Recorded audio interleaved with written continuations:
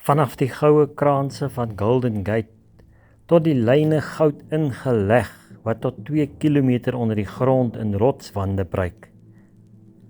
Vanaf Tafelberg se wolkbedekte blad tot 'n nagmaalstafel toegedek uitgevat. Vanaf die fyn mikrovygies wat in sonlig floreer tot 'n baobab breed en hoog geplant.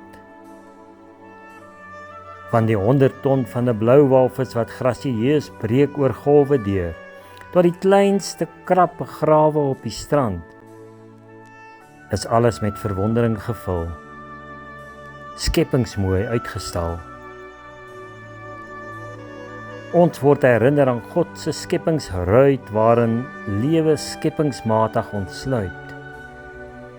Stom voor die fynste detail uitgewerk en ingeplan.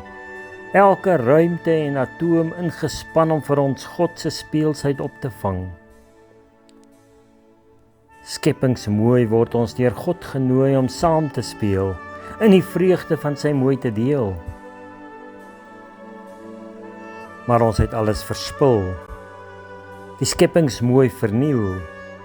Wat mooi is, het ons verskeur, God se mooi in die skepping verbeur.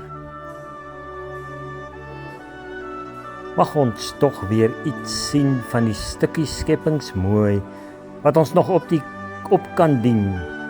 Ja, die mooi wat hy versny in ons kom lê deur sy gees gelei, om skepingsmooi na mekaar te kyk, soos ons bedoel is vir die ewigheid.